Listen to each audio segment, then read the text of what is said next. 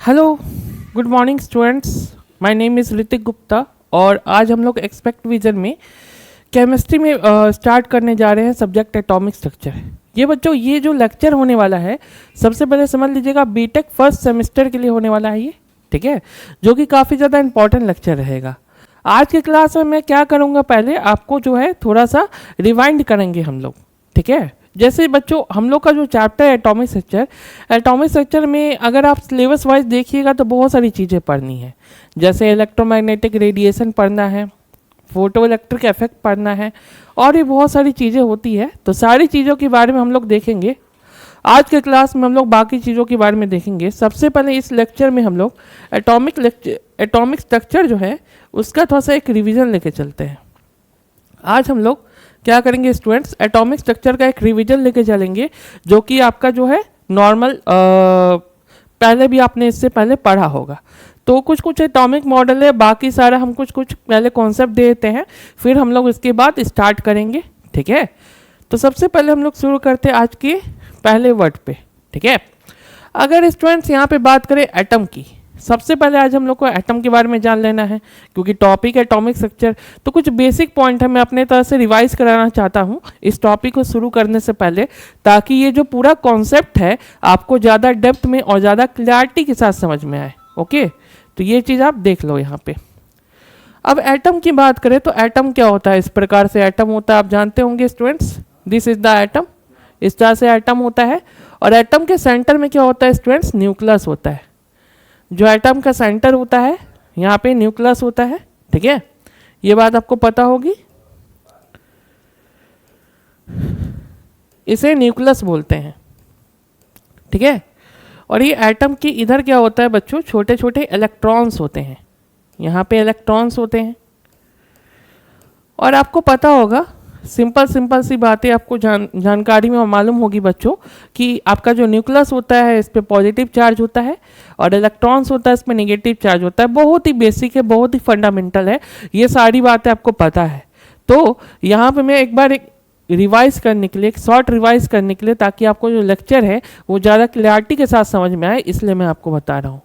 अब देखिए, एटम जो है आपका ग्रीक वर्ड से आया था। अब इसमें मतलब होता है, स्टार्टिंग में जो एटम का कॉन्सेप्ट दिया गया था इसका मतलब होता है atom not to be cut. तो यहाँ पे हम लोग बाकी चीज़ों को पढ़ेंगे, सारी चीज़ों को हम लोग जानेंगे, ठीक है। ये पहला लेक्चर है बच्चों, बहुत बेसिक रहने वाला है, बेसिक पॉइंट के बारे में डिस्कशन होगा। फिर धीरे धीरे हम लोग आगे बढ़ेंगे तो पूरा बीटेक का सारा कुछ मैं आपको बताऊंगा। बीटेक के इंपॉर्टेंट क्वेश्चंस भी हम लोग पढ़ेंगे और बाकी सारी चीज़ों को पढ़ेंगे, कवर करेंगे। ओके स्टूडेंट्स, तो यहाँ पे हम लोग थोड़ा सा एटॉमिक मॉडल के बारे में जान लेते हैं। पहले कौन कौन से मॉडल आपको पढ़ने हैं, सबसे पहले ये जान लेंगे कौन कौन से एटॉमिक मॉडल हैं जो आपके सिलेबस में है, एक बार रिवाइज कर लेंगे। सबसे पहला बेटा जो है डाल्टन एटॉमिक थ्योरी है, ठीक है। अब देखिए, डाल्टन जो है, डाल्टन ने एटॉमिक मॉडल का कॉन्सेप्ट दिया था, आपने पता है। एटम का कॉन्सेप्ट किसने दिया था बच्चों, डाल्टन ने दिया था। डाल्टन एक पहले साइंटिस्ट थे, वो वैज्ञानिक थे जिन्होंने क्या किया था, एटम का कॉन्सेप्ट दिया था 1803 में। ये सब बातें हो गई और इसमें उन्होंने कहा था कि एटम बहुत ही ज़्यादा स्मॉलेस्ट होता है, बहुत ही छोटा सा होता है, ठीक है। जैसे हम लोग आगे जब लेक्चर की बात करेंगे तो इसमें इलेक्ट्रोमैग्नेटिक रेडिएशन पढ़ना है, फोटो इलेक्ट्रिक इफेक्ट पढ़ना है, तो वहाँ पे ये सब फंडामेंटल्स काम आएगा। इसलिए मैं ये इस फंडामेंटल्स को अच्छे तरह से समझा रहा हूँ आपको, ठीक है। एटम कैसा होता है बच्चों, डेंस होता है। डेंस का मतलब, कहने का मतलब क्या होता है बच्चों, कि जैसे ये एटम है, यहाँ पे देखिए ये एटम है, एटम के सेंटर में न्यूक्लियस होता है। तो न्यूक्लियस थोड़ा सा डेंस होता है, थोड़ा सा भारी होता है। मतलब एटम का सारा मास आप लोग जानते होंगे। यहाँ पे एक बात जान लो स्टूडेंट्स, हम एक बार बता रहे हैं कि जैसे मान लो यहाँ पे ये एटम है, एटम के सेंटर में न्यूक्लियस होता है, तो एटम का सारा मास जो होता है वो न्यूक्लियस पे कंसंट्रेटेड होता है। क्या कहा मैंने, कि सारा का सारा मास जो होता है बच्चों, मास जो होता है, मास ऑफ एटम, ये क्या होता है, न्यूक्लियस पे कंसंट्रेटेड होता है। हिंदी में न्यूक्लियस को नाभिक कहते हैं, ये सब चीज़ें तो पता है। न्यूक्लियस पे कंसंट्रेटेड होता है और साइड में आपके इलेक्ट्रॉन्स होते हैं। इलेक्ट्रॉन का मास काफ़ी कम होता है, आपको पता होगा इलेक्ट्रॉन का मास क्या होता है। एक बार मैं आज इसको रिवाइज भी करा दूंगा और रिवाइज करते हुए हम लोग आगे बढ़ेंगे, ठीक है। तो वही बताया था बच्चों, सबसे ज़्यादा स्मॉलेस्ट है, डेंस है मतलब घना है, और हार्ड होते हैं, इंडिविजुअल पार्टिकल होते हैं। मतलब आपके जो कॉन्सेप्ट लेके आए थे बच्चों डाल्टन, डाल्टन ने बताया था कि एटम को तोड़ा नहीं जा सकता है। आप लोग को पता ही होगा, सिंपल सी बात है, एटम को तोड़ा नहीं जा सकता है। आज के समय में आप जानते हैं कि एटम के अंदर क्या होता है बच्चों, एटम के अंदर इलेक्ट्रॉन होता है। एटम के अंदर क्या होता है स्टूडेंट्स, प्रोटॉन होता है, और एटम के अंदर क्या होता है, न्यूट्रॉन होता है। तो आज तो पता है आपको कि एटम को 3 चीज़ों में तोड़ा जा सकता है, 3 चीज़ों में आपको तोड़ा जा सकता है। लेकिन जब रदरफोर्ड ने, जब डाल्टन ने आपकी खोज की थी 1803 में, तब उसने ये बात नहीं बताया था। और हर एलिमेंट स्पेसिफिक टाइप के एटम से बने होते हैं। जितने भी एलिमेंट हमारे होते हैं सब आपके अलग अलग एटम से बने होते हैं। जैसे ऑक्सीजन है, ऑक्सीजन क्या है, ऑक्सीजन एटम से बना होगा। नाइट्रोजन है तो नाइट्रोजन एटम से बना होगा। तो ये सब सारे पॉइंट्स है। The property of element different because of difference is kind of atom. अब देखिए, हर एटम का, हर एलिमेंट का प्रॉपर्टी अलग अलग होता है, ठीक है। फॉर लेट सपोज, जैसे आपके पास ऑक्सीजन है, ठीक है, तो ऑक्सीजन किसके फॉर्म में रहता है स्टूडेंट्स, O2 के फॉर्म में होता है। ऑक्सीजन O2 के फॉर्म में होता है, और ऑक्सीजन बच्चों गैस होता है, ठीक है। क्या होता है स्टूडेंट्स, गैस होता है। फिर आपका सोडियम है, Na है, तो Na क्या होता है, मेटल होता है। ये बच्चों सॉलिड फॉर्म में होता है, ठीक है, धातु के फॉर्म में होता है, सॉलिड फॉर्म में होता है, सिंपल आप लोग जानते होंगे। तो ये सब सारा का सारा कॉन्सेप्ट बच्चों डाल्टन ने दिया था। डाल्टन ने अपने एटॉमिक थ्योरी में बताया था, और ये लॉ ऑफ केमिकल कॉम्बिनेशन को भी बताए थे। आज काफ़ी ज़्यादा बेसिक लेक्चर रहने वाला है, तो मैं जितनी भी बेसिक टर्मोलॉजी होती है सबको एक बार बता दूंगा, ताकि हम लोग का जो मेन कोर कॉन्सेप्ट चालू होगा, जैसे electromagnetic radiation, photo electric effect वगैरह, तो वहाँ पे आप चीज़ों को रिलेट कर पाओगे। इसलिए काफ़ी ज़्यादा बेसिक लेक्चर ये रहने वाला है। ओके, नेक्स्ट आपका है डाल्टन का लिमिटेशन। अब देखिए, डाल्टन का थ्योरी शुरू में तो काफ़ी अच्छा था, लेकिन डाल्टन ने क्या नहीं बताया था, आप लोग जानते हैं बच्चों, इलेक्ट्रॉन के बारे में नहीं बताया, प्रोटॉन के बारे में नहीं बताया, न्यूट्रॉन के बारे में नहीं बताया। अच्छे से डाल्टन डिस्क्राइब ही नहीं कर पाए एटम को, कि एटम को और तोड़ा जा सकता है। उन्होंने देखा कि चलो एटम सबसे छोटा है, इसको तोड़ा नहीं जा सकता है। तो यहाँ देखिए, Dalton theory fail to explain atom of different kind. अलग अलग एटम्स को, अलग अलग सब एटॉमिक पार्टिकल जो होते हैं, जैसे इलेक्ट्रॉन है, प्रोटॉन है, न्यूट्रॉन है, उसको इसने नहीं बताया था। The discovery of isobar and isotope showed the atom of the same element at different atomic masses. अच्छा, एक और बात है कि जो आइसोटोप का कॉन्सेप्ट है बेटा, आइसोटोप जानते हो ना, आइसोटोप क्या होता है, आइसोटोप एक बार डिस्क्राइब कर देते हैं। देखिए, आइसोटोप क्या होता है, जैसे मान लीजिए बहुत सारे स्टूडेंट को हमारे पता होगा कि जैसे कार्बन है, ये भी कार्बन है, एटॉमिक नंबर 6 है, मास नंबर 12 है, एटॉमिक नंबर 6 है, मास नंबर 14 है। तो आइसोटोप क्या होता है, जिसका एटॉमिक नंबर सेम हो लेकिन मास नंबर अलग अलग हो।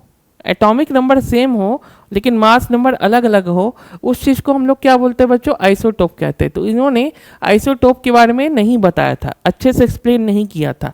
किसने बच्चों, डाल्टन ने। अब डाल्टन ने इलेक्ट्रॉन प्रोटॉन ही नहीं बताया, तो कहाँ से आइसोटोप बताएगा, तो सोचने वाली बात है ना। इसने नहीं अच्छे से समझाया था। और डिफरेंट डिफरेंट काइंड के क्या होते हैं, सेम सेम एटॉमिक मासेस होते हैं, उसका भी कॉन्सेप्ट अच्छे से इसने नहीं दिया था, ठीक है। तो डाल्टन थ्योरी बच्चों फेल हो गया था, अलग अलग एटम्स के जो मास होती है, वैलेंसी होती है, बाकी चीज़ों को समझाने में, बाकी चीज़ को बताने में, ठीक है। आइसोटोप आपको पता होगा। फिर एक होता है बच्चों आइसोबार होता है। आइसोबार क्या होता है, आइसोबार होता है बच्चों, जैसे मान लो पोटासियम है और कैल्शियम है, ठीक है। तो ये बातें आपको फंडामेंटली पता होगी कि दोनों का एटॉमिक नंबर अलग होता है लेकिन मास नंबर सेम होता है, ठीक है। तो यहाँ पे मैं एक पॉइंट लिख देना चाहता हूँ, हाँ, पॉइंट यहाँ पे लिख देना चाहता हूँ कि एटॉमिक नंबर डिफरेंट होता है, एटॉमिक नंबर डिफरेंट होता है, and mass number same. Mass number क्या होता है, सेम होता है, मास नंबर सेम होता है आइसोबार में। आइसोटोप में क्या होता है बच्चों, आइसोटोप में क्या होता है कि एटॉमिक नंबर सेम होता है, मास नंबर डिफरेंट होता है। मास नंबर डिफरेंट होता है।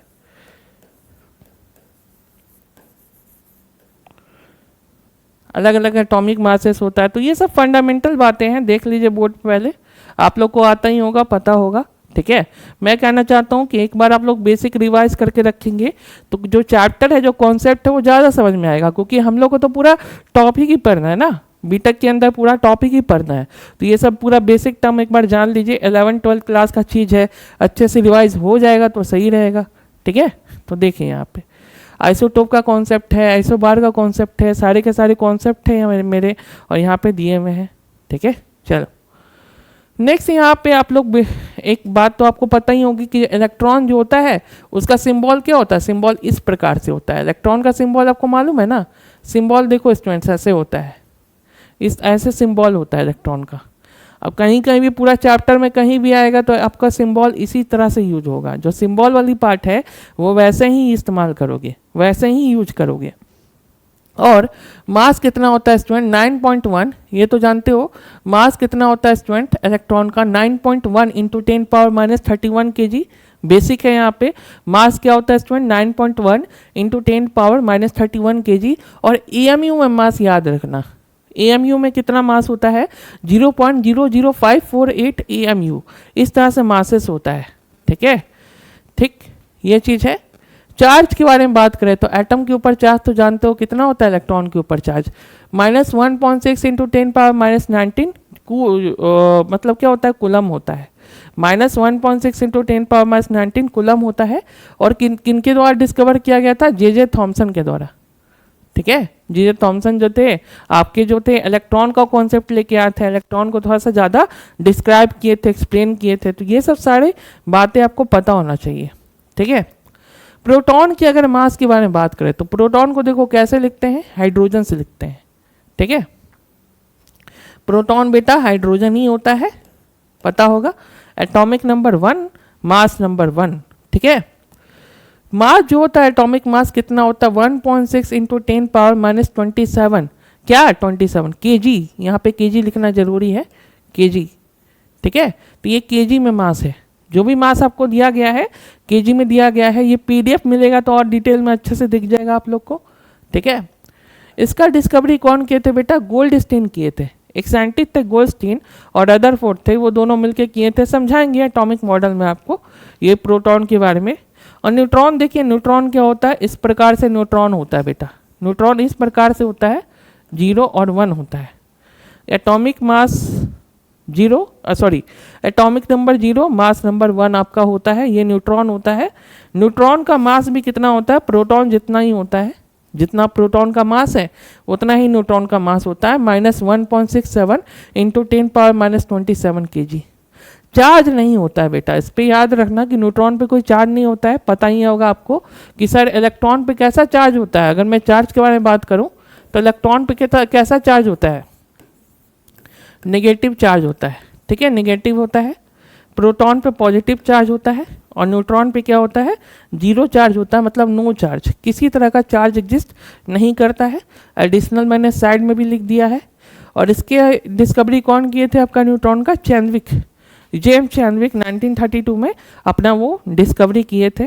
तो ये सब फंडामेंटल बातें हैं, सिंपल बातें हैं। ठीक है, जैसे जैसे हम लोग आगे बढ़ेंगे ये सब चीज़ आपका आते रहेगा, ये सब चीज़ आपका पीरियोडिकली रिपीट होते रहेगा। सारा चीज़ जो भी चीज़ आपका हो जाता है, atom, atomic model of charges और ये बाकी चीज़ आपका डिस्कस होता जाएगा।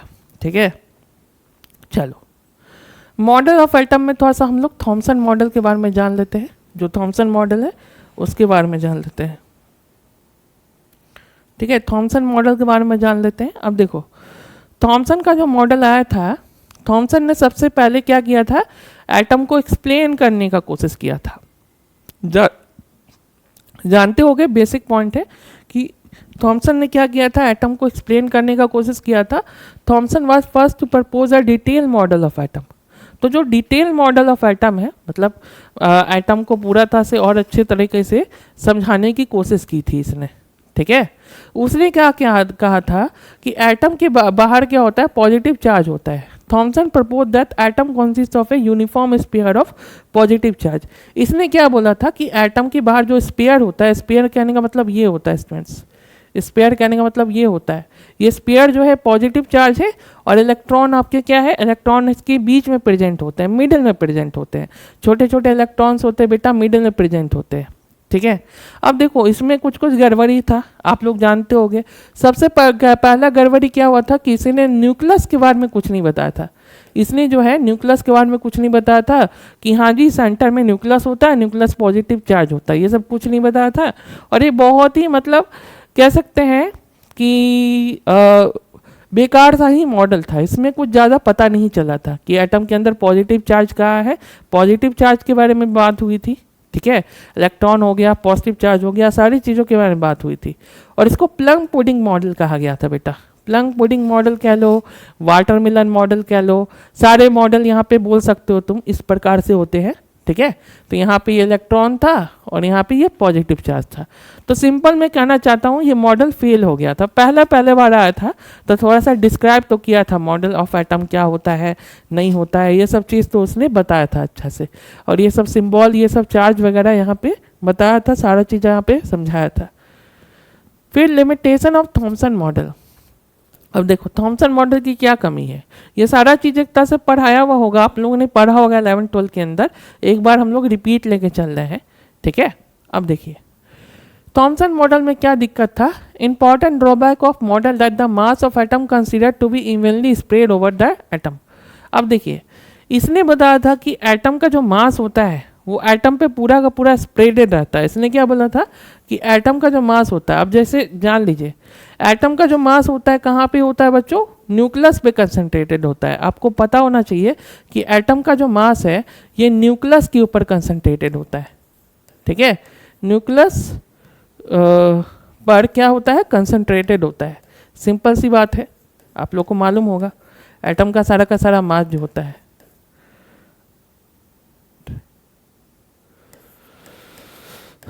न्यूक्लियस के ऊपर कंसंट्रेटेड होता है। लेकिन इसने बताया था कि मास आपका क्या होता है, ओवरऑल आपका हर जगह बता हुआ रहता है, तो बेकार ही चीज़ बताया था इसने। ठीक है, इसने जो है बहुत ही अजीब सा चीज़ बताया था। इट इज स्टैटिक मॉडल, ये बहुत ही स्टैटिक मॉडल है, ये इलेक्ट्रॉन के मूवमेंट को नहीं समझाता था। जो इलेक्ट्रॉन का मूवमेंट है वो किस प्रकार से हो रहा है, कैसे कैसे हो रहा है, ये सब चीज़ नहीं बताया था।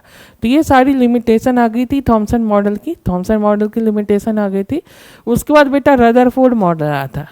मैं जब आपको मॉडल्स पढ़ा रहा हूँ तो सबसे पहले थॉमसन है, रदरफोर्ड है, और जो भी हमारे मॉडल्स पढ़ने हैं वो सब चीज़ मैं आपको एक्सप्लेन कर देता हूँ अच्छा से, ताकि वो थोड़ा सा अच्छा रहे। अब देखिए रदरफोर्ड ने क्या बताया था बच्चों, रदरफोर्ड ने जान लीजिए न्यूक्लियस के बारे में बताया था।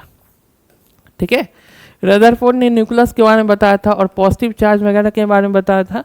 ये कौन था बेटा, रदरफोर्ड था। अब देखो इसमें क्या है, Rutherford carried out alpha particle experiment by the bombarding of alpha particle on a thin fall of gold. इसमें जो है हम आपको समझाते हैं, रदरफोर्ड ने क्या किया था बच्चों, रदरफोर्ड ने सबसे पहले एक अल्फा पार्टिकल को लिया था। ठीक है, ये मेरा अल्फा पार्टिकल है, ये जो आप देख रहे हो अल्फा पार्टिकल है। और अल्फा पार्टिकल किसे कहते हैं, हीलियम को कहते हैं, जिसका एटॉमिक नंबर 2 होता है, मास नंबर 4 होता है, प्लस होता है। हीलियम को लिया था और एक एटम ले लिया था। किसका एटम लिया था बच्चों, गोल्ड का एटम लिया था, गोल्ड एटम लिया था रदरफोर्ड ने। और रदरफोर्ड ने गोल्ड एटम पे क्या किया था, अल्फा रे को प्रोजेक्ट किया था, अल्फा रे को फेंका था इस तरह से। तो देखो हुआ क्या था कि कुछ अल्फा रे बच्चों इधर चला गया, कुछ अल्फा रे इधर चला गया, कुछ अल्फा रे इधर चला गया, तो अलग अलग डायरेक्शन में अल्फा रे चला गया। ये क्या है बेटा, ये एक तरह से एटम है। रुको मैं इसका एक फिगर बता देते हैं, अच्छा सा फिगर बना देते हैं। इस प्रकार से उसने एटम लिया था, ठीक है, और यहाँ पे अल्फा रे लिया था। ये क्या लिया था बच्चों, अल्फा रे लिया था, और अल्फा रे बिल्कुल सीधा गया था, जो अल्फा रे था एटम के ऊपर गया था। तो आपका एटम में क्या हुआ था बच्चों, कुछ रे इधर निकल गया था, कुछ रे ऐसे चला गया था। लेकिन एटम के सेंटर में क्या था, एक पॉजिटिव चार्ज था। एटम के क्या था, सेंटर में बेटा पॉजिटिव चार्ज था। उस पॉजिटिव चार्ज से टकरा के वापस आपका एटम दोबारा रिटर्न हो गया था। क्या कह रहे हैं हम, देखो ये अल्फा रे बिल्कुल स्ट्रेट गया था, ये न्यूक्लियस से कोलाइड किया और फिर वापस बाउंस बैक कर गया, 1-2 रे, ठीक है, 1 या 2 रे आपका बाउंस बैक कर गया टोटल 10,000 रे में से, ठीक है। तो मोटा मोटी बात क्या है कि इस एक्सपेरिमेंट से हम लोग को न्यूक्लियस का बारे में पता चला कि इसके बीच में क्या होता है बच्चों, न्यूक्लियस होता है, एटम के सेंटर में न्यूक्लियस होता है, और न्यूक्लियस कैसा होता है, काफ़ी ज़्यादा स्मॉल होता है। साइज के बारे में रदरफोर्ड ने बताया था कि देखिए साइज कितना होता है न्यूक्लियस का जो साइज होता है वो 10⁻⁻15 मीटर होता है, ठीक है, साइज ऑफ न्यूक्लियस।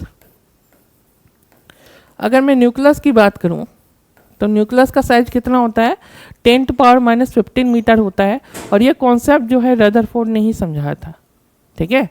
और रदरफोर्ड ने अल्फा पार्टिकल के डिफ्लेक्शन को भी बताया था कि अल्फा पार्टिकल कैसे कैसे डिफ्लेक्ट करता है, एक जगह से दूसरी जगह तक जाता है, वो सारा कॉन्सेप्ट, वो सारी बातें जो है वो रदरफोर्ड लेके आए थे अपने अल्फा पार्टिकल एक्सपेरिमेंट में। और मॉडल कुछ इस प्रकार से दिखता है, ठीक है। यहाँ पे हम लोग इलेक्ट्रोमैग्नेटिक रेडिएशन पढ़ेंगे, जब फोटो इलेक्ट्रिक इमिशन पढ़ेंगे तो उसके अंदर ये थोड़ा सा ये सब पॉइंट भी कभी कभी रिपीट होगा, ठीक है। इसलिए आज का लेक्चर जो है फर्स्ट लेक्चर है तो हम बेसिक ही रखना चाहते हैं। बहुत सारे बच्चे जो इनका पढ़ा हुआ होगा अच्छे से वो लोग का रिवीजन भी हो जाएगा, चलो अच्छी बात है। और उन्होंने बच्चों एक चीज़ याद रखिएगा, गोल्ड का आपका पार्टिकल दिया था, रदरफोर्ड ने गोल्ड पार्टिकल दिया था। Rutherford carried alpha particle scattering experiment on the bombarding of alpha particle at a thin gold foil।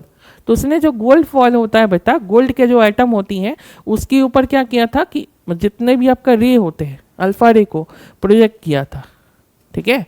और यहाँ पे क्या है कि angular deflection of scattering alpha particle way study with the help of moving microscope. तो एक microscope के द्वारा भी स्टडी किया गया था, वो सारी बातें हैं अल्फा एक्सपेरिमेंट में, अल्फा पार्टिकल एक्सपेरिमेंट में। जैसे आप देख भी सकते हो कि अल्फा रे को प्रोजेक्ट किया गया था और अल्फा रे बेटा अलग अलग डायरेक्शन में चली गई थी। जो अल्फा रे है वो कहाँ कहाँ चला गया था, अलग अलग डायरेक्शन में चला गया था, और सेंटर में क्या था, पॉजिटिव चार्ज था, ठीक है।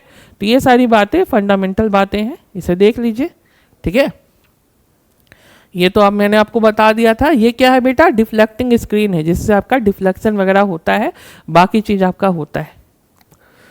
नेक्स्ट ऑब्जर्वेशन क्या है, Rutherford execute a number of alpha particle experiment by helium very thin फॉइंट ऑफ गोल्ड। अब देखो बहुत सारे अल्फा पार्टिकल को गोल्ड के ऊपर प्रोजेक्ट किया गया था, गोल्ड के जो एटम होते हैं बेटा उसके ऊपर प्रोजेक्ट किया गया था। और प्रोजेक्ट करने के बाद स्टूडेंट्स क्या हुआ था कि 99% पार्टिकल जो है अल्फा पार्टिकल वो एटम से निकल गए थे। देखो क्या हुआ था बेटा, हम आपको समझाते हैं कि एटम है, एटम में ढेर सारे अल्फा रे आए, एटम के ऊपर ढेर सारे अल्फा रे आए, और 99% जो अल्फा पार्टिकल है वो एटम से निकल गए थे, ठीक है। एटम को बिल्कुल आर पार कर गए थे। मान लो एटम एक बहुत बड़ा सा कमरा है, जैसे तुम लोग रूम में हो, ठीक है, उस प्रकार से बड़ा सा कमरा है, बड़ा सा रूम है, और रूम के एकदम साइड में या फिर रूम के बिल्कुल सेंटर में एक छोटा सा आपका चेयर रखा हुआ है। आप ऐसा समझो कि एटम क्या है, एक बड़ा सा रूम जैसा कुछ चीज है, और एटम की मतलब रूम के बीच में एक छोटा सा चेयर है।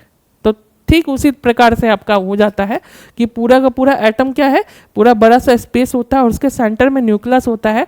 क्योंकि चेयर बहुत ज़्यादा छोटा होता है, उसी से तुम कंपेयर कर लो कि तुम्हारा जो है मतलब न्यूक्लियस है वो काफ़ी ज़्यादा छोटा है। कितना छोटा है सर, 10⁻⁻15 मीटर है। ये याद रखना, ये सब डाटा याद रखना, ठीक है। और जो आपके इलेक्ट्रॉन्स के बीम होते हैं वो आपकी मतलब अल्फा रे जो होते हैं 99% पूरा पास हो गए थे। इससे क्या पता चला था कि एटम के अंदर बहुत सारा एम्प्टी स्पेस होता है, ठीक है। इस ऑब्जर्वेशन से क्या पता चला था, एटम हैव कह सकते हो तुम 99% एम्प्टी स्पेस। एटम के अंदर जो है 99% खाली जगहें हैं, बहुत सारी खाली जगहें होती है, ये एटम के अंदर होता है। और बहुत सारे अल्फा पार्टिकल जो है छोटे छोटे एंगल पर डिफ्लेक्ट किए थे। और मुझे तुम कारण बता सकते हो, ठीक है। कारण क्या होगा बेटा, यहाँ पे हम लोग पढ़ते हैं, आप लोग ने पढ़ा होगा 11th-12th में कि सर अल्फा पार्टिकल क्या होता है, अल्फा पार्टिकल छोटे छोटे एंगल पे डिफ्लेक्ट होते रहता है। तो डिफ्लेक्शन क्यों होता है, डिफ्लेक्शन क्यों होता है? क्योंकि ये जो अल्फा रे है ये कैसा है? आपका पॉजिटिव चार्ज है। अल्फा रे खुद में क्या है? पॉजिटिव है। अल्फा रे बेटा खुद में पॉजिटिव है और इलेक्ट्रॉन आपका नेगेटिव है। तो आप जानते होंगे कि पॉजिटिव नेगेटिव को अट्रैक्ट करता है ना, कि पॉजिटिव नेगेटिव को अट्रैक्ट करता है। तो पॉजिटिव नेगेटिव से वो अट्रैक्ट करने से क्या होता है? ये अल्फा रे अलग अलग डायरेक्शन में जाता है। ये अल्फा रे क्या होता है? अलग अलग डायरेक्शन में जाता है और जो न्यूक्लियस के पास जो आपका अल्फा रे गया है वो आपका बाउंस बैक कर गया था। ये सारी चीज़ें बताई गई थी। A very few alpha particle deflected by the large angle and occasionally alpha particle deflected by the angle of 180 degree. तो अल्फा पार्टिकल 180 डिग्री एंगल पे यहाँ पे डिफ्लेक्ट भी किया था। तो ये सारी बात ऑब्जर्वेशन की बात है, ठीक है। इस पीडीएफ को आप अच्छे से पढ़िएगा तो ये चीज़ दिखेगा, ठीक है। चलो, तो मैंने यहाँ पे आपका क्या क्या बताया? अभी मैंने यहाँ पे मॉडल में थॉमसन मॉडल बताया कि थॉमसन को पुडिंग पाई मॉडल कहते हैं, जैसा कि आपको पता है। इसने जो है आपका इलेक्ट्रॉन के बारे में बताया था और बोल दिया था कि एटम कैसा होता है? स्फेरिकल होता है। लेकिन इसने जो है न्यूक्लियस के बारे में नहीं बताया था। इसने जो है प्रोटॉन हो गया, इलेक्ट्रॉन हो गया, न्यूट्रॉन हो गया, इसके बारे में भी कुछ नहीं बताया था। ये सब बातें तो जानते हो आप लोग, ठीक है। बस बोल दिया था कि एटम अपने ऊपर पॉजिटिव स्पेयर होता है, लेकिन कोई अच्छा कॉन्सेप्ट इसका नहीं था, इसलिए मॉडल फेल हो गया था। इसके अंदर बहुत सारी लिमिटेशन है और ये मॉडल बच्चों फेल हो गया था। उसके बाद जो आपका अल्फा पार्टिकल एक्सपेरिमेंट आया था, रदरफोर्ड का आया था। रदरफोर्ड ने आपको न्यूक्लियस के बारे में समझाया था कि देखो क्या होता है कि जैसे हम लोग का जो सोलर सिस्टम है, हम एक बार और समझाते हैं। जैसे हम लोग का सोलर सिस्टम है, तो सोलर सिस्टम में क्या होता है बेटा? सोलर सिस्टम में सन आपका बीच में रहता है, जानते हो। सोलर सिस्टम में जो मेरा सन है वो बीच में रहता है और बाकी सारे प्लैनेट होते हैं इस तरह से आपके क्या करते रहते हैं? रिवॉल्व करते रहते हैं, सन की ओर रिवॉल्व करते रहते हैं। तो लाइक सोलर सिस्टम मॉडल जैसा ही क्या होता है? एटम का मॉडल होता है कि बेटा सेंटर में न्यूक्लियस होता है और साइड में बहुत सारे इलेक्ट्रॉन्स होते हैं, ठीक है। और ये इलेक्ट्रॉन्स क्या होते हैं? यहाँ पे रोटेट करते रहते हैं, ठीक है। यहाँ पे क्या करते रहते हैं? रोटेट करते रहते हैं। तो ये रदरफोर्ड ने बताया था, मैं सॉरी हाँ रदरफोर्ड ने बताया था, ये इस एक्सपेरिमेंट से बताया था। और ये सब आपका जो है पढ़ लीजिएगा कि हीलियम चार्जेस है, हीलियम प्लस प्लस चार्जेस को क्या किया था? इसने प्रोजेक्ट किया था, एटम के ऊपर प्रोजेक्ट किया था सेंटर पे। तो कुछ रे आपकी इधर चले गए थे, कुछ रे इधर चले गए थे, कुछ रे इधर चले गए थे। अल्फा पार्टिकल क्या होता है बेटा? रेडियो एक्टिव सब्सटेंस होता है। एक चीज़ याद रखना कि अल्फा पार्टिकल कैसा होता है? This is the radio active substance. ये कैसी होती है? रेडियो एक्टिव सब्सटेंसेस होती है। ये सारे ऑब्जर्वेशन है, ठीक है। इसमें बताया था कि 99% स्पेस एटम का क्या होता है? खाली होता है, एम्प्टी होता है, ठीक है। ये सारी बातों को समझाया था इसने। अब देखो यही है, यही इसी के बारे में बात कर रहा हूँ मैं। अब देखो बहुत सारे अल्फा पार्टिकल के बीम है, अल्फा पार्टिकल बहुत सारा आया स्टूडेंट्स, ठीक है। यहाँ ये अल्फा पार्टिकल कैसा होता है? पॉजिटिव चार्ज होता है। न्यूक्लियस भी कैसा होता है बेटा? पॉजिटिव चार्ज होता है। तो पॉजिटिव में क्या होता है? पढ़े होगे तुम लोग, जानते होगे रिपल्सन होता है। तो ये जो अल्फा पार्टिकल है इससे दूर चला गया, ये वाला अल्फा पार्टिकल इससे दूर चला गया, ठीक है। और कुछ एक पार्टिकल जो है सेंटर में आके टकरा के वापस लौट गया था, वापस आपका लौट गया था सेम पाथ पे, ठीक है। ये जेडएनएस स्क्रीन है, जिंक सल्फाइड का स्क्रीन है और यहाँ पे एक डिटेक्टर था। इस अल्फा रे को डिटेक्ट करने के लिए एक डिटेक्टर लगा हुआ था। तो ये पूरा कॉन्सेप्ट है आपके रदरफोर्ड का, ठीक है। तो फिर से एक बार और पॉइंट रिवाइज कर लेते हैं कि रदरफोर्ड ने न्यूक्लियस के बारे में बताया था। और न्यूक्लियस कहाँ पे होता है?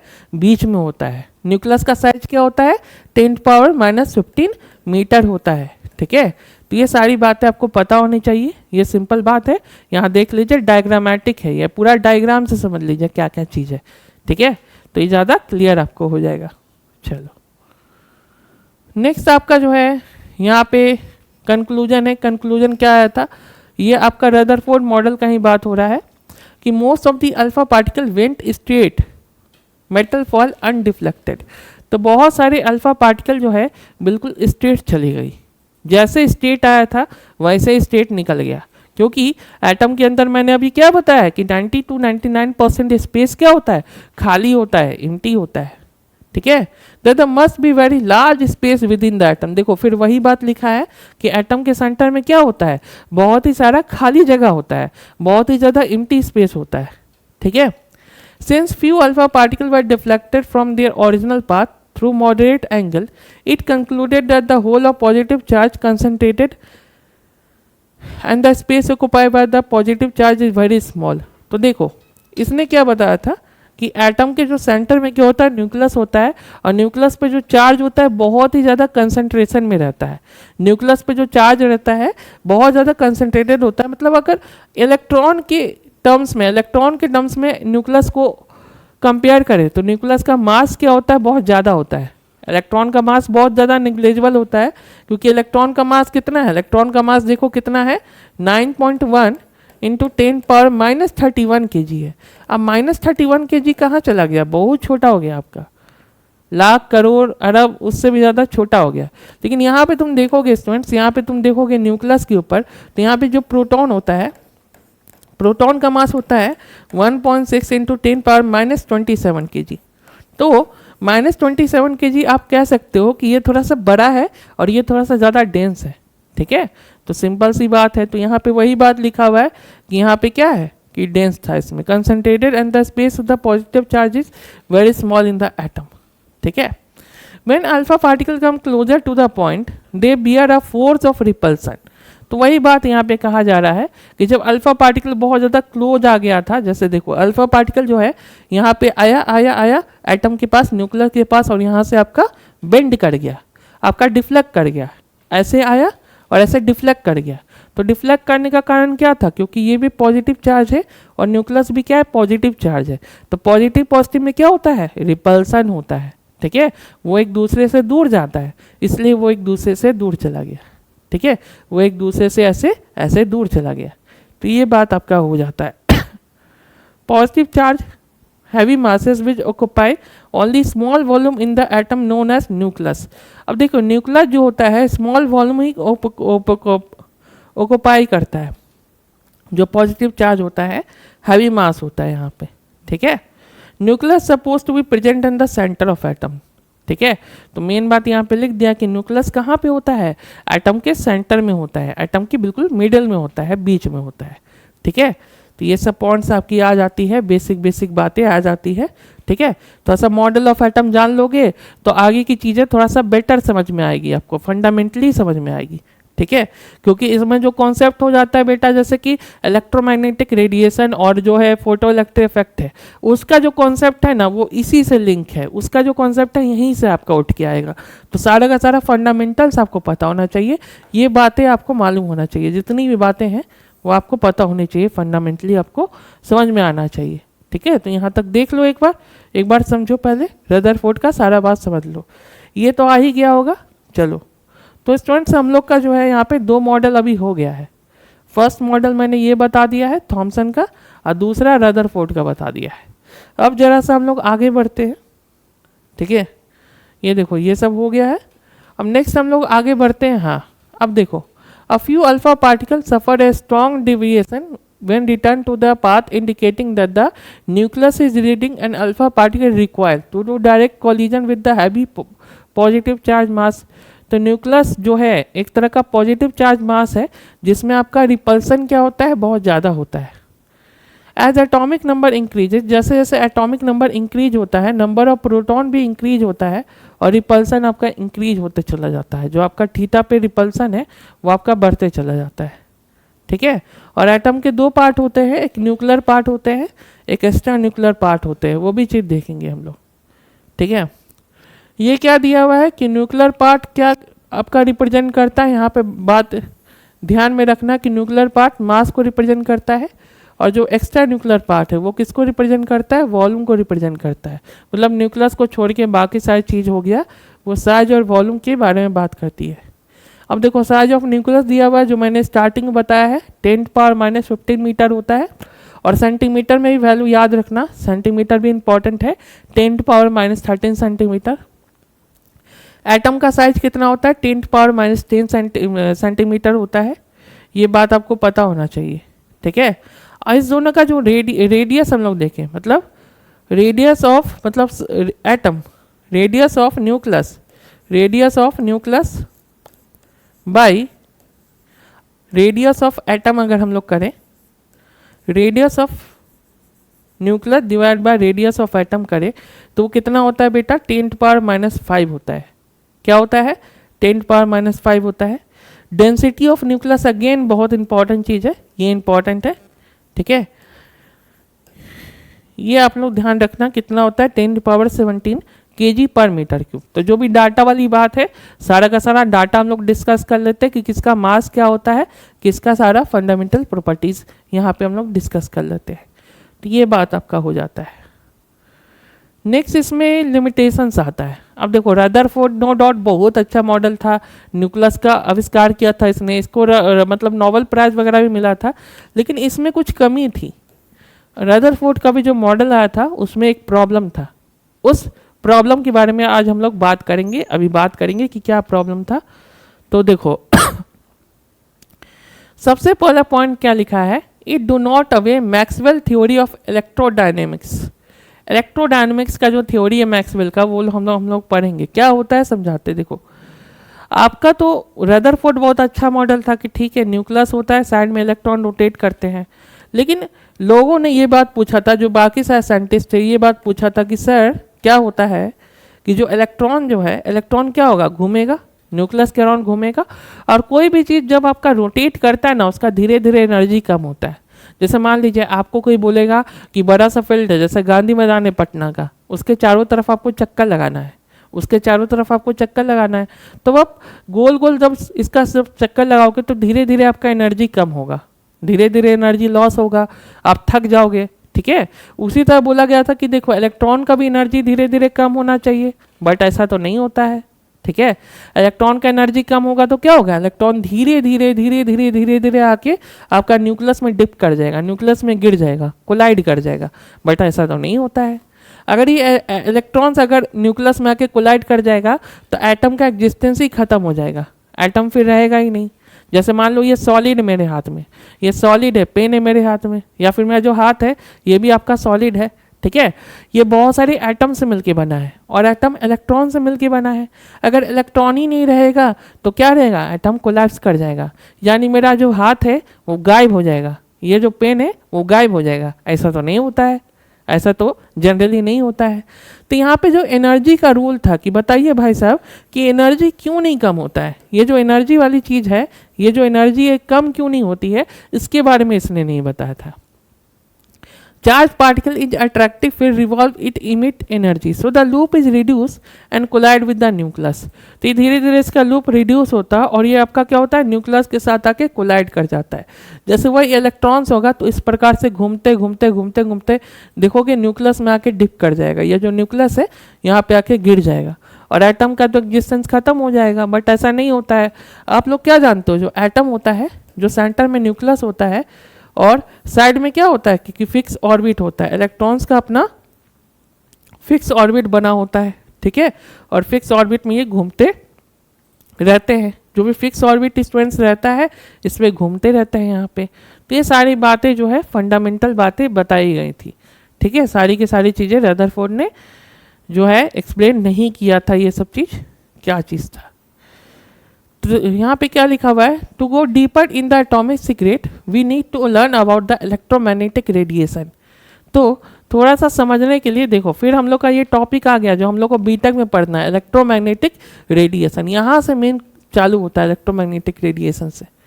तो इलेक्ट्रोमैग्नेटिक रेडिएशन को ही समझाने के लिए मैंने इतना कुछ किया था, इतना सारा जो मैंने की कॉन्सेप्ट बताया, रदरफोर्ड मॉडल, थॉमसन मॉडल, ये मॉडल, तो जितना कुछ बताया है वो आपका इलेक्ट्रोमैग्नेटिक रेडिएशन को समझने में और इलेक्ट्रोमैग्नेटिक वेव थ्योरी को समझाने के लिए किया है। अब ये दोनों क्या होता है उसको तो हम लोग पढ़ेंगे, अच्छे से पढ़ेंगे, ठीक है। कि एनर्जी के बारे में हम लोग को स्टडी करना है कि एटम का अपना कुछ एनर्जी होता है, उसी बेसिस पे हम लोग को थोड़ा सा जानना है, समझना है सारी बातों को, ठीक है। The first through the description of interaction between charge things and the behaviour of electromagnetic field was given by James Maxwell. तो मैक्सवेल का भी थ्योरी सीखेंगे, अभी मैक्सवेल का भी थ्योरी बताएंगे कि मैक्सवेल का थ्योरी क्या होता है, ठीक है। मैक्सवेल का जो थ्योरी होता है क्या होता है उसको भी थोड़ा समझेंगे, ठीक है। तो देखो रदरफोर्ड की बात जो है, आप लोग कहोगे कि सर बोर मॉडल आया था, तो एक बोर मॉडल भी समझा देते हैं, एक बोर मॉडल भी अभी लिख देते हैं, छोटा सा एक लाइन लिख देते हैं। देखो इसके बाद एक बोर मॉडल भी आया था रदरफोर्ड के बाद, इसको भी जान लो। बोर मॉडल ने क्या बताया था, बोर मॉडल ने बताया था कि atom have fixed,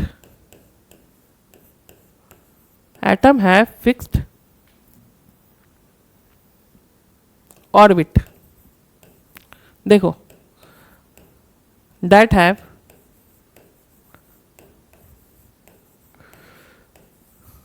have equal energy,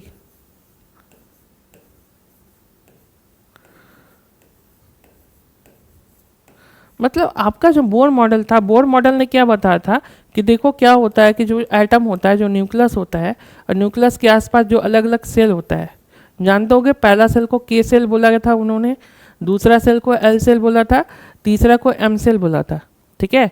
पहला सेल का वैल्यू क्या होता है, n=1 होता है, दूसरा सेल का वैल्यू क्या होता है, n=2 होता है, तीसरा सेल का वैल्यू क्या होता है, n=3 होता है।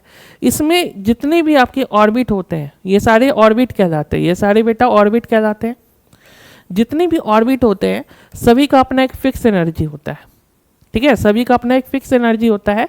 इस फिक्स एनर्जी के कारण बोर ने बताया था कि एटम कोलैप्स नहीं करता है, atom are not collapse due to fix energy. जैसे आपके जो रदरफोर्ड बताए थे, रदरफोर्ड क्या बताए थे कि धीरे धीरे आपका एनर्जी कम होगा और आपका यहाँ पे आके, मतलब रदरफोर्ड ने एनर्जी के बारे में नहीं बताया था, लोगों ने बोला कि एनर्जी धीरे धीरे कम होगा और इलेक्ट्रॉन तो बीच में आके डिप कर जाएगा, सेंटर में आके गिर जाएगा, बट ऐसा तो होता नहीं है। तो यहाँ पे फिक्स एनर्जी का कॉन्सेप्ट था, जो फिक्स एनर्जी का कॉन्सेप्ट किसने बताया था, बोर मॉडल ने बताया था फिक्स एनर्जी का। और बोर ने ही आपका क्या किया था, सेल का कॉन्सेप्ट दिया था कि अलग अलग सेल्स होते हैं, अलग अलग ऑर्बिट होती है, जो k11 सेल होता है, n=1 होता है, देखोगे n=1 होता है, n=2 होता है, n=3 होता है, ये सब ऑर्बिट या फिर हम इसको सेल बोलते हैं। इस प्रकार से क्या होता है कि इलेक्ट्रॉन आपका रोटेट करते रहता है, ठीक है। तो ये कॉन्सेप्ट दिया था बोर ने। अब देखो ये चीज़ तो है ही आपका सारा पॉइंट है। यहाँ पे हम लोग का, यहाँ से आपका बीटेक का टॉपिक स्टार्ट होता है, बीटेक फर्स्ट सेमेस्टर का। तो चलो इसको हम लोग स्टार्ट कर देते हैं। बीटेक का यहाँ से क्या होता है, स्टार्ट होता है। तो चलो इसको हम लोग समझ लेते हैं।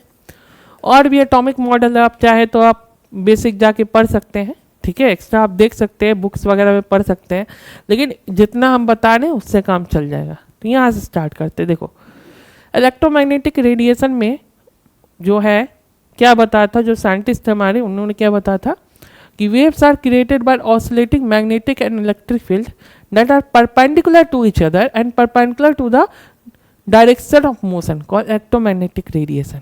अब देखो सबसे पहली बात है कि आपका जो है कि यहाँ पे मैं बात करूँ कि एटम के आसपास क्या होता है, अलग अलग ऑर्बिट की एनर्जी होती है। तो ये जो ऑर्बिट का जो एनर्जी होता है इसी को हम लोग इलेक्ट्रोमैग्नेटिक स्पेक्ट्रम में तोड़ सकते हैं। मतलब ये जो एनर्जी होता है इसको इलेक्ट्रिक फील्ड और मैग्नेटिक फील्ड में तोड़ सकते हैं।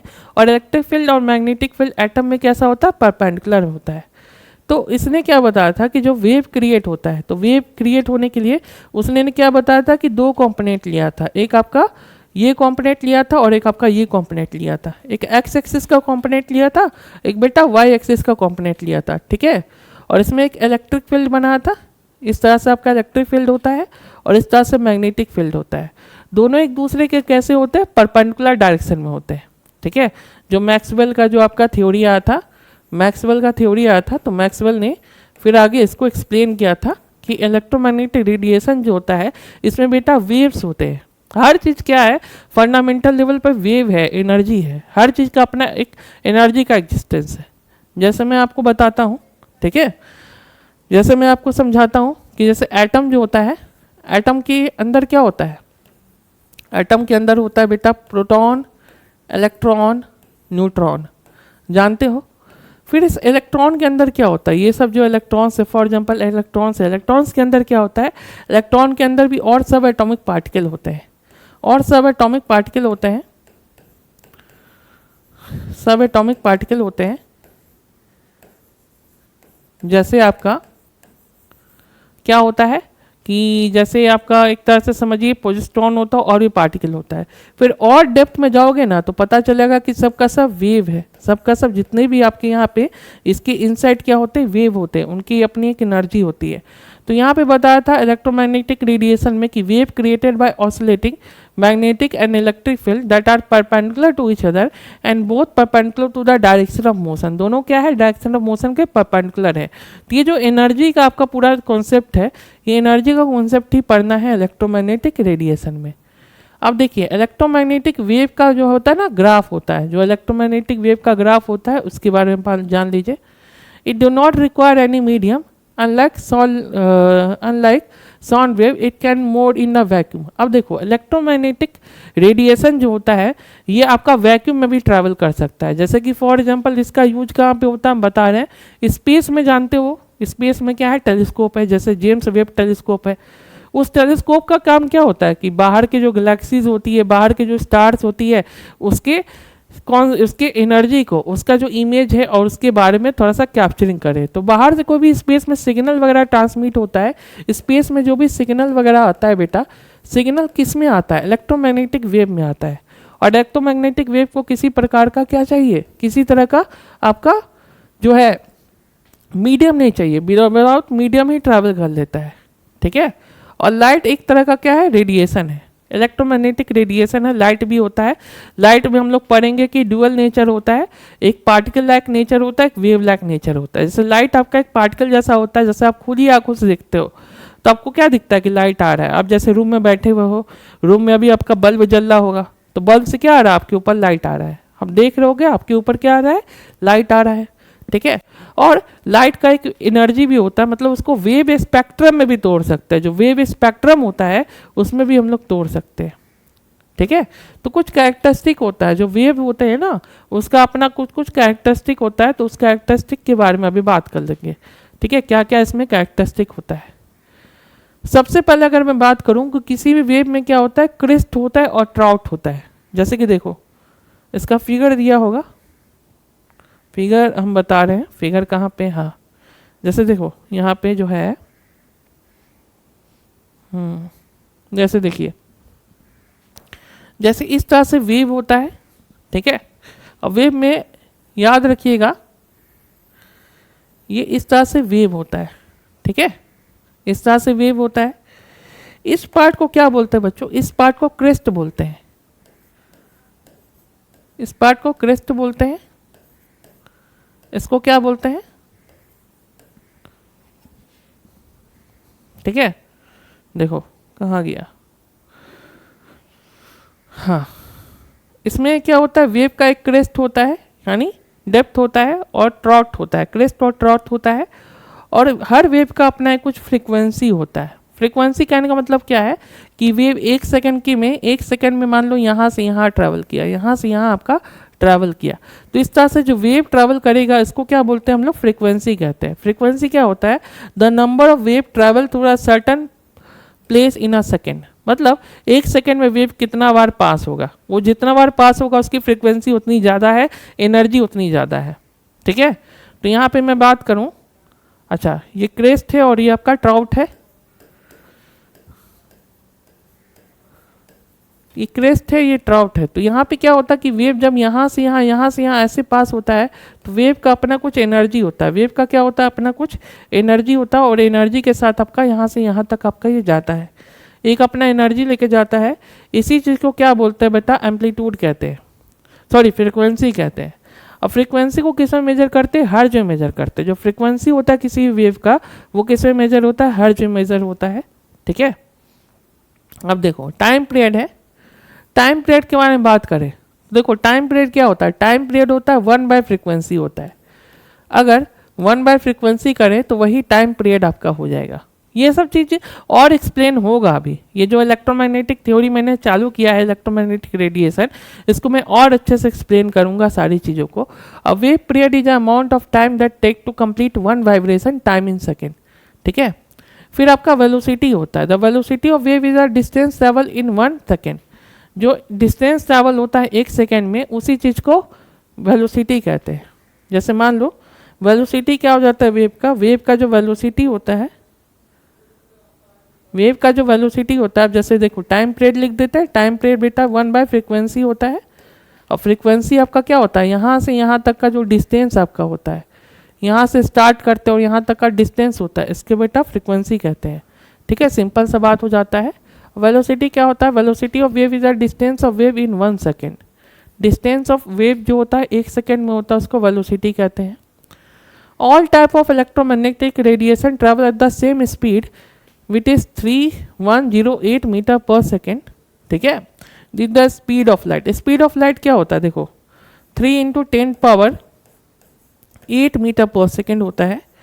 इसको क्या बोलते हैं, स्पीड ऑफ लाइट कहते हैं। तो स्पीड ऑफ लाइट से क्या होता है, जो भी इलेक्ट्रोमैग्नेटिक वेव है वो ट्रैवल करते रहता है। तो हमेशा याद रखना कि इलेक्ट्रोमैग्नेटिक वेव में जब भी अगर कोई पूछेगा आपको कि इसकी स्पीड किसके बराबर होती है, तो आप कहना कि यहाँ पे स्पीड ऑफ लाइट के बराबर क्या होती है, इलेक्ट्रोमैग्नेटिक वेव की स्पीड होती है। और wavelength is a distance between 2 consecutive crest and throat. ठीक है, तो यहाँ पे होता है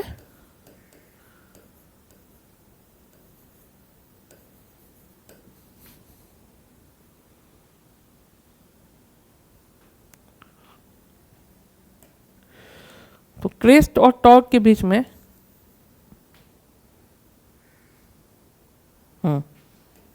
क्रेस्ट और टॉर्क के बीच में जो डिस्टेंस होता है, ये आपका नीचे वाला टॉर्क होता है, ऊपर वाला क्रेस्ट होता है। तो यहाँ से यहाँ तक जो आपका STS, एक मिनट इसका स्पेलिंग हम सही कर देते हैं।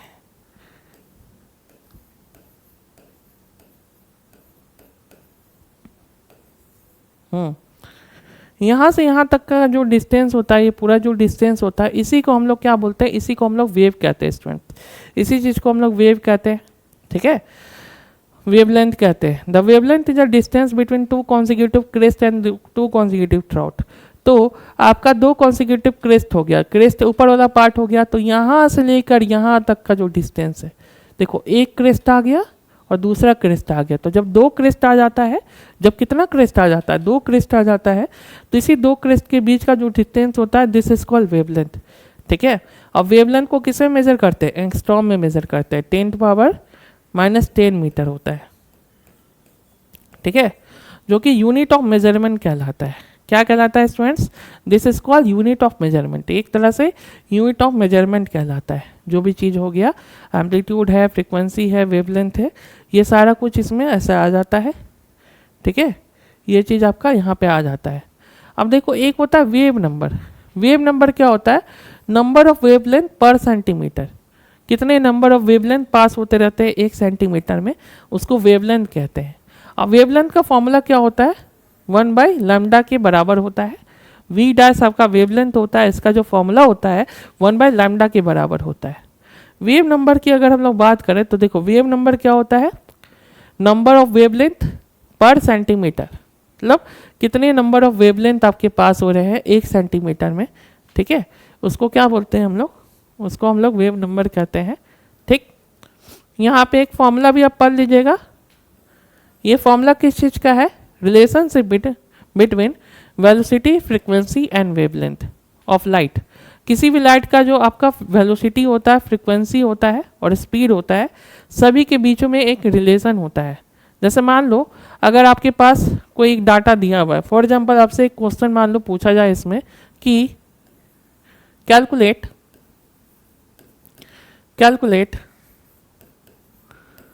Velocity of wave, calculate velocity of wave if lambda equal to 100 metre. तो आपसे कोई बोलेगा कि स्टूडेंट्स वेलोसिटी ऑफ वेव निकालें। ठीक है, जब लैम्डा की वैल्यू 100 मीटर है, तो देखो c इक्वल टू क्या होता है, v लैम्डा होता है, पता है आपको। और वेलोसिटी के लिए क्या करोगे बच्चों, c/λ करोगे, ये क्या कहलाएगा, वेलोसिटी कहलाएगा। तो स्पीड ऑफ लाइट होता है ये c, 3 × 10⁸ होता है, और लैम्डा की वैल्यू कितनी होती है, 100 होती है। ठीक है, तो इसको बेटा सॉल्व कर लोगे, 3 × 10⁻⁶ मीटर पर सेकेंड आ जाएगा। ये पता है ना कैसे सॉल्व होगा, तो 2 जीरो ऊपर जाएगा और ये माइनस कर देगा, यहाँ पे 2 जीरो ऊपर जाके क्या करेगा, इसको कम कर देगा और 10⁻⁶ मीटर पर सेकेंड आपका हो जाएगा। तो इस प्रकार से ये वेव आपका हो जाता है, इस पर थ्योरी पढ़ना है। तो देखो ये सब चीज़ के ऊपर हम लोग एक बार अच्छे से थ्योरी हम पढ़ाएंगे, नेक्स्ट क्लास में हम पूरा एक्सप्लेन करेंगे और अच्छे से। अभी ख़त्म नहीं हुआ इलेक्ट्रोमैग्नेटिक वेव, इसको हम पूरा अच्छे से समझाएंगे। आज हम लोग रफ आइडिया लेके चल रहे कि किस प्रकार से पढ़ेंगे सारा कुछ को, ठीक है। तो एक बार हम लोग फिर से रिवाइज करा देते हैं स्टार्टिंग से। आज हमने एटम के कॉन्सेप्ट के बारे में बताया कि एटम क्या होता है, ठीक है, एटम के बारे में जाना। और सबसे पहले मॉडल ऑफ एटम में डाल्टन एटम के बारे में समझा कि डाल्टन का एटॉमिक मॉडल क्या होता है, ठीक है। डाल्टन ने क्या बोला था कि एटम बहुत ज़्यादा स्मॉल होता है, डेंस होता है और इंडिविजुअल पार्टिकल होता है, कि एटम को और ज़्यादा तोड़ नहीं सकते हैं। ये सब चीज़ों के बारे में बताया था कि हर एक एलिमेंट अलग अलग एटम से बने होते हैं, ये भी चीज़ समझाया था। और हर एटम्स की जो प्रॉपर्टीज़ होती है, जितने भी एटम्स होते हैं उनकी जो प्रॉपर्टीज़ होती है वो अलग अलग होती है, ये सब डाल्टन थ्योरी ने बताया था। और जो केमिकल कॉम्बिनेशन का जो लॉ है और बाकी सारी चीज़ें हैं जो हम लोग पढ़ेंगे समझेंगे, तो ये सब सारा रूल आपका डाल्टन ने बताया था। और आप जानते हैं कि एटम का जो मास ऑफ एटम कहाँ पे होता है, आपका न्यूक्लियस में होता है। और न्यूक्लियस में क्या होता है, इलेक्ट्रॉन प्रोटॉन न्यूट्रॉन होता है। ये सब चीज़ मैंने बता दी आपको। फिर लिमिटेशन भी पढ़ ली है डाल्टन रूल का। कि लिमिटेशन क्या है कि ये थ्योरी फेल हो गया, एटम को बहुत अच्छे से डिस्क्राइब करने में फेल हो गया, इसलिए ना इलेक्ट्रॉन बताया ना प्रोटॉन बताया, ना आइसोटोप का कॉन्सेप्ट दिया ना आइसोबार का कॉन्सेप्ट दिया, ठीक है। तो ये सब चीज़ इसके अंदर आपका आया था। नेक्स्ट बेटा मैंने डाटा वाली बात कर दी, ये जितनी भी डाटा वाली पॉइंट है, किसका मास क्या होता है और किस पे कितना चार्ज होता है, ये सब आप याद रखिएगा, ठीक है। ये सब का PDF आपको मिल जाएगा, इसको आप लोग को अच्छे से याद रखना है। फिर मैंने थॉमसन मॉडल के बारे में बताया। थॉमसन बताया था कि थॉमसन पुडिंग पॉइंट मॉडल लेके आए थे, जिसमें बोले थे कि एटम के ऊपर पॉजिटिव चार्ज होता है और साइड साइड में इलेक्ट्रॉन्स होता है। और ये मॉडल बेटा फेल हो गया था क्योंकि इसमें न्यूक्लियस का कोई कॉन्सेप्ट नहीं था, ठीक है। थॉमसन मॉडल बताया, इसका फिर लिमिटेशन भी हम लोग ने देखा, ठीक है, कि एक तरह का स्टैटिक मॉडल है। ये आपका जो है मूवमेंट ऑफ इलेक्ट्रॉन को नहीं बताता है, ये वाला पॉइंट थोड़ा इंपॉर्टेंट है, मूवमेंट ऑफ इलेक्ट्रॉन को नहीं बताता है, ठीक है। रदरफोर्ड के बारे में समझा कि रदरफोर्ड ने अल्फा पार्टिकल स्कैटरिंग एक्सपेरिमेंट किया था, न्यूक्लियस का डिस्कवरी किया था, न्यूक्लियस का साइज बताया था, कितना होता है साइज 10⁻⁻15 मीटर होता है। अल्फा रे का पूरा थ्योरी बताया था आपका, इस तरह से अल्फा रे है, अल्फा रे का पूरा थ्योरी बताया था। फिर ऑब्जर्वेशन बताया था कि एटम में 99% स्पेस कैसा होता है, एम्प्टी होता है। अब बहुत सारे अल्फा रे क्या होते हैं, छोटे छोटे एंगल पे क्या होते हैं, डिफ्लेक्ट कर जाते हैं। ये सारी बातें बताई थी। उसके बाद जो है ये आपका देखिए इस प्रकार से मैंने सारा कुछ समझाया आज, ठीक है। ये सारा कुछ समझाया, इसको देख लीजिएगा PDF में अच्छे से। और कंक्लूजन ध्यान रखिएगा, कंक्लूजन जो है आपको आगे की चीज़ें समझाने में हेल्प करेगी कि ज़्यादातर जो लाइन है बिल्कुल स्ट्रेट निकल गई और एटम के सेंटर में पॉजिटिव चार्ज होता है और साइड में छोटे छोटे एटम्स होते हैं। मतलब एटम के जो सेंटर पर पॉजिटिव चार्ज होता है, साइड में छोटे छोटे इलेक्ट्रॉन्स होते हैं, ये पढ़ लीजिएगा, ठीक है। और ये सब भी डाटा वाली बात है। साइज ऑफ न्यूक्लियस है, रेडियस ऑफ न्यूक्लियस है, दोनों का जो रेशियो होता है 10⁻⁵ सेंटीमीटर होता है। डेंसिटी ऑफ न्यूक्लियस भी बहुत इंपॉर्टेंट है, इसे बच्चे याद रखिएगा। फिर लिमिटेशन है, लिमिटेशन ये है कि इलेक्ट्रोडायनेमिक्स का रूल को अच्छे से फॉलो नहीं करता है, ठीक है। और यहाँ पे जो है बाकी सारी चीज़ के बारे में मैंने बताया था। फिर बोर मॉडल भी आया था, बोर मॉडल हम लोग पढ़ेंगे नेक्स्ट क्लास में अच्छे से कि एटम के पास क्या होता है। इसने बोर ने बताया था फिक्स ऑर्बिट होती है और इक्वल एनर्जी होती है। जो K का कॉन्सेप्ट था, अलग अलग सेल में जो K होता है, L होता है, M होता है, इसका कॉन्सेप्ट बोर ने बताया था। उसके बाद आपका इलेक्ट्रोमैग्नेटिक रेडिएशन आ गया। अभी मैंने बताऊंगा, मैं फिर से समझाऊंगा इलेक्ट्रोमैग्नेटिक रेडिएशन नेक्स्ट क्लास में अच्छे से कि इलेक्ट्रोमैग्नेटिक रेडिएशन क्या होता है। एक टाइप का वेव एनर्जी होता है जिसमें क्या होता है कि इलेक्ट्रिक फील्ड कंपोनेंट होता है और मैग्नेटिक फील्ड कंपोनेंट होता है। ये दोनों कैसा होता है, परपेंडिकुलर होता है, परपेंडिकुलर डायरेक्शन में होता है, ठीक है। और इसमें क्या होता है कि do not require any medium. Electromagnetic जो स्पेक्ट्रम होती है उसको किसी मीडियम की ज़रूरत नहीं है, वो सीधा आपका पास हो जाता है। और लाइट भी एक तरह का इलेक्ट्रोमैग्नेटिक क्या है, स्पेक्ट्रम है, इलेक्ट्रोमैग्नेटिक वेव है, उसका अपना एक एम्पलीट्यूड होता है। जैसे फॉर एग्जांपल कुछ वेव का कैरेक्टरिस्टिक बताया, ये सबसे पहले एम्पलीट्यूड बता दिया। एम्पलीट्यूड में देखिए इस प्रकार से क्रेस्ट होता है और एक ट्रॉट होता है, इस प्रकार से वेव इस तरह से बनते रहता है, ऐसे ऐसे वेव बनते रहता है। ऊपर को क्रेस्ट बोलते हैं, नीचे को ट्रॉट कहते हैं, एक ये बात बताया मैंने।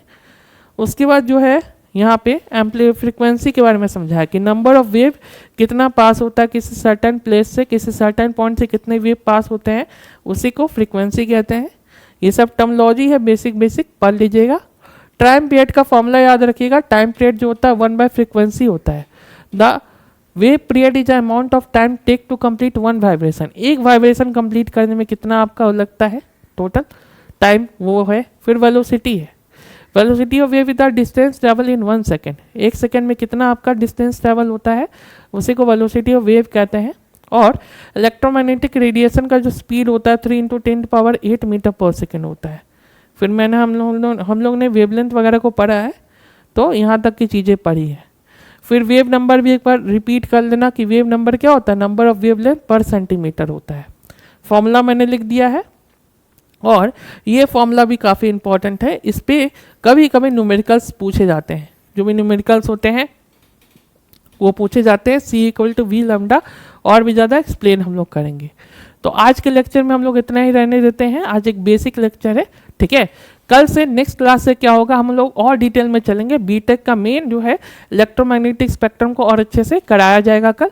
तो कल के क्लास में हम लोग और इसमें देखते हैं। तब तक ले थैंक यू स्टूडेंट्स, पढ़िए, पूरे PDF को पढ़ लीजिएगा। ओके।